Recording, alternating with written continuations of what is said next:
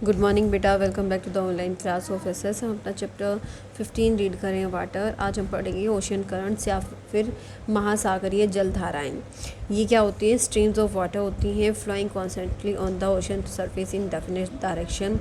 महासागरीय जलधाराएं पानी की धाराएं होती हैं जो लगातार ओशन के सरफेस से एक निश्चित दिशा में बहती रहती हैं। द ओशन करंट में भी वार्म और कोल्ड। जो महासागरीय धाराएं होती हैं ये गर्म और ठंडी दोनों तरह की हो सकती है। Generally the warm ocean currents originate near the equator. सामान्य रूप से जो गर्म करंट्स हैं वो इक्वेटर के नज़दीक ऑरिजिनेट होते हैं, जबकि जो वो पोल्स की तरफ बढ़ते हैं। ठीक है। The cold currents carry water from the polar और higher latitudes to the tropical और लोअर लैटिट्यूड्स। जबकि जो ठंडी महासागरीय धाराएं हैं ये ठंडा पानी पोल्स या फिर उच्च अक्षांशों से ट्रॉपिकल या फिर हम कहेंगे उष्णकटिबंधीय या फिर निचले अक्षांशों की तरफ लाती हैं। The Labrador ocean current is cold current while the gulf stream is a warm current.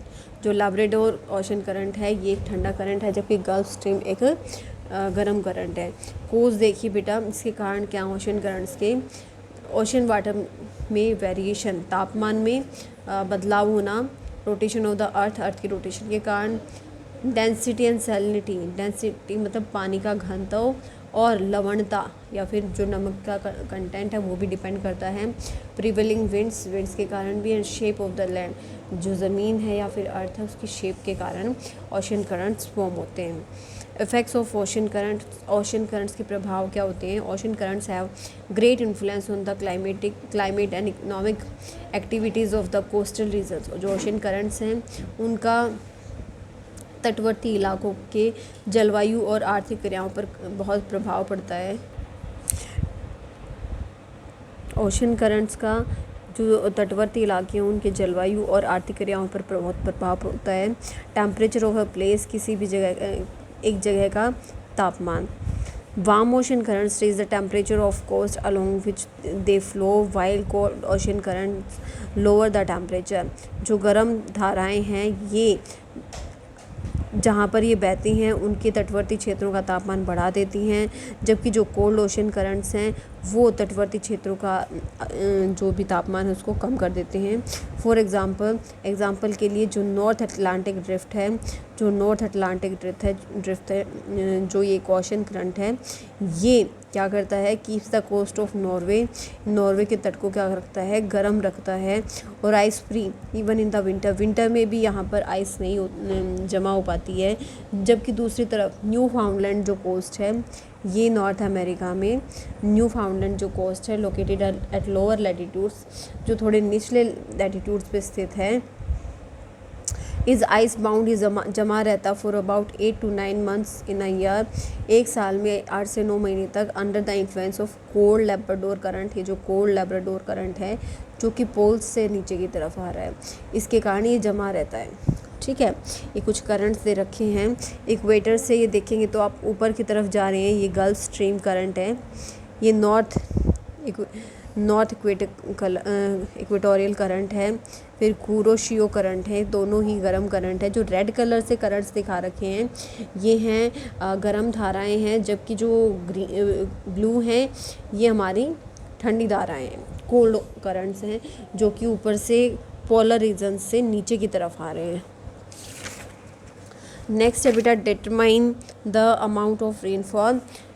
बारिश की मात्रा को निर्धारण करते हैं। Winds blowing over warm currents are moist and bring rainfall to the coastal regions. जो हवाएं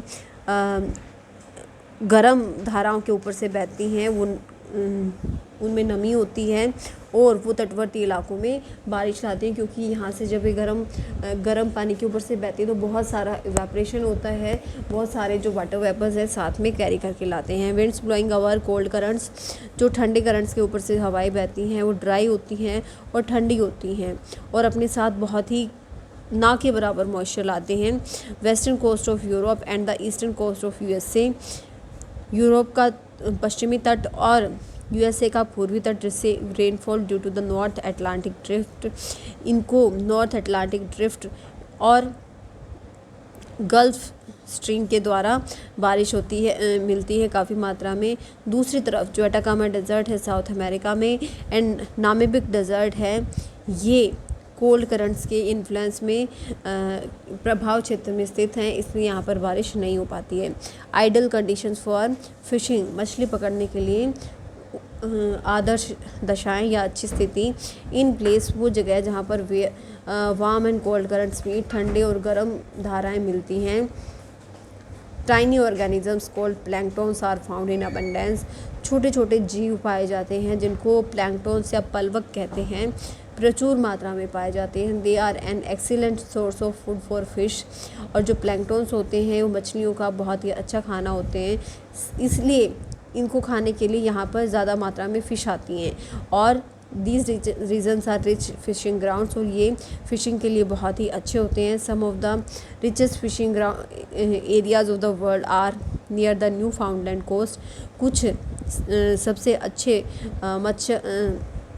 मछली पकड़ने के जो एरियाज़ हैं वो हैं न्यू फाउंडलैंड कोस्ट, जहाँ पर गल्फ स्ट्रीम और लेब्राडोर करंट मिलते हैं, और जापान में भी फ़िशिंग एरिया है जहाँ पर हॉट एंड कोल्ड करंट मिलते हैं और फ़िशिंग के लिए अच्छा ग्राउंड्स या फिर प्लेस क्रिएट होता है।